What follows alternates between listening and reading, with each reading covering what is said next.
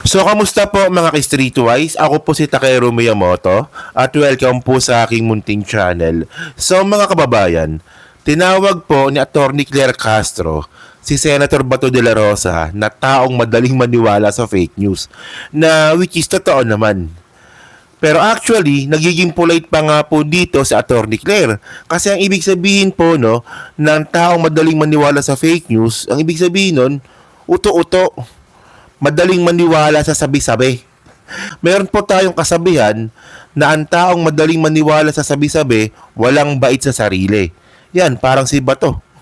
So ito pag-usapan ngayon natin to, no? Kasi maraming beses na po na nauto si Bato de la Rosa sa mga fake news. At ang malupit dito, pinaniwalaan niya pa talaga to. So ngayon yung bago. So nabalita to kanina, sabi dito no, matapos sabihin ni Bato no, hindi siya dadalo sa SONA ni PBBM sa 2025. Pinayuhan ng palasyo si Senator Bato de la Rosa na sana'y pakinggan pa rin niya ang ulat ng Pangulo. Ayon kay Palace Press Officer Claire Castro, ba, karapatan ng senador na hindi dumalo. O ganun pala no. Pero mas mainam kung siya mismo ang makarinig ng mga programa at trabaho ng administrasyon kaysa umasa umano sa fake news peddler. So ano ba yung pinaka bagong issue nga po ni Bato regarding po sa fake news? So ito nga po, naniwala po siya dun po sa police report na nilabas nga po ni Bobo Tiglaw na si First Lady Lisa Marcos daw po ay kasama ni Tan Tongkong namatay sa drug overdose. Diba? So, fake news po yun kasi nga po, naglabas na nga po ng statement Okay lang naman po. yung Beverly Hills Police Department na hindi totoo po yun. So, para mas malino po yung topic natin, ito po yung sinabi ni Atty. Claire. Okay lang naman po. Karapatan naman po niya yan kung hindi po siya pumunta. Pero mas maganda po sana madinig niya po kung ano ang naging trabaho at magiging programa ng Pangulo sa SONA para po hindi siya maligaw. Kasi mas maganda pong pakinggan niya mismo kung ano sasabihin ng Pangulo kaysa mag-rely sa mga fake news peddlers. O yan ba to ha? Yan ba to ha? Para hindi ka maligaw. Kasi ligaw na ligaw ka na. Ang dami mo ng fake news na pinaniwalaan. Senador ka pa naman. Tanga-tanga ka. Oh. So ngayon, ito yung sinasabi nga po natin, di ba? This is from ABS-CBN News, no? Palace fires back at Bato de la Rosa over allegations against First Lady. So merong aligasyon si Bato kay First Lady. So Malacanang on Friday fired back at Senator Bato de la Rosa for alleging that this possible ICC arrest was brought up by Malacanang to divert attention away from First Lady Lisa Araneta Marcos, who recently became the subject of the speculation online. So regarding nga po ito, dun nga po sa pagkamatay nga po ni Tan Tongko sa Amerika. Pero mga kababayan, no, sinabi naman po talaga ng Police Department ng California na peke po yung tandaan nyo peke yung nilabas po ni Bobby Tiglaw. So ito po yung sinasabi nga po ni Atty. Claire na maliligaw ka talaga pag naniniwala ka po sa fake news. Parang ito naalala nyo to, di ba? Last week lang ata ito eh. So si Bato po naniwala din po sa fake news sa pamamagitan po ng AI. Isipin nyo senador ka. Fake news, hindi mo kayang i-distinguish. No? Tingnan nyo to, ito AI ito. Di ba tanga-tanga lang senador, hindi alam kung AI ba yung pinapanood o hindi. Paano pa kaya sa mas komplikadong mga bagay? Di mas lalong tanga si Bato doon.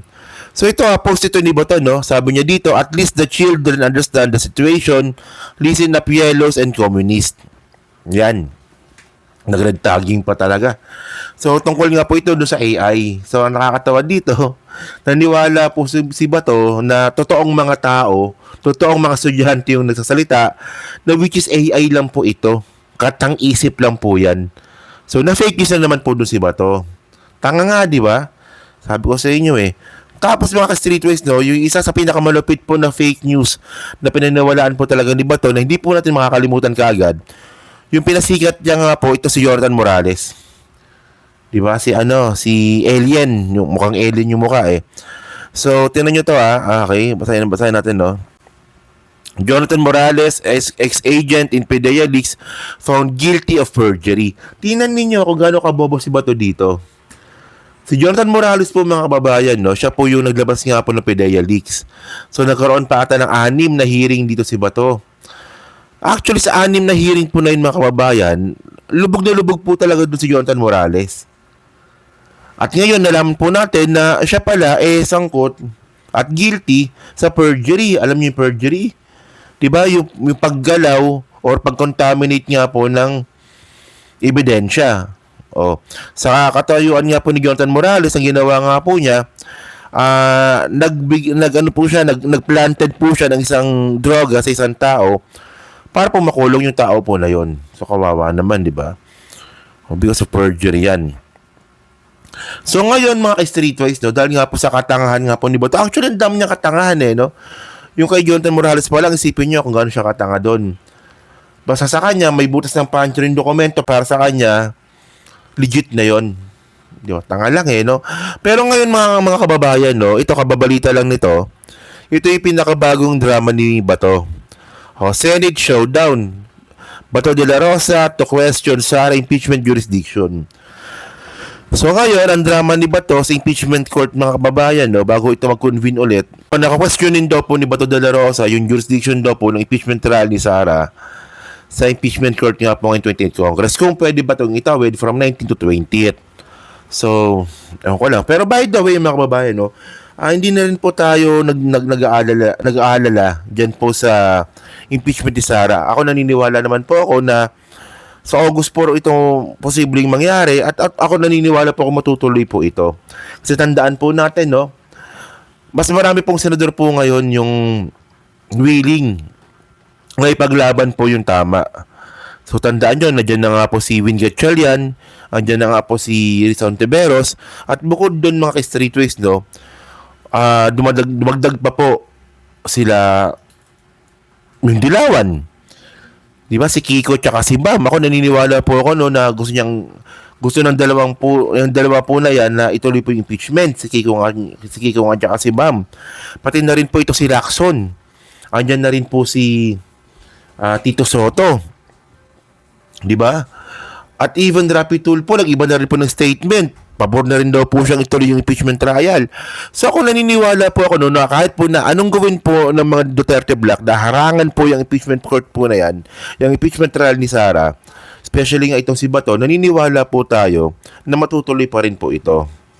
Diba? Isipin nyo pag itong mga senador po na to, natalo po ni Bato sa debate, big sabihin nun, mas may ng klase pala kayo. Kasi tingnan ninyo, si Bato nga, di nga alam yung fake news. Naniniwala. Kayo pa kaya ng ibang mga senador. Diba?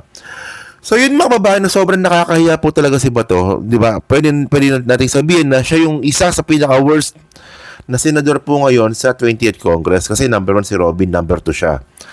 So, tingnan ninyo ako anong pong klaseng damage nga po yung nangyayari.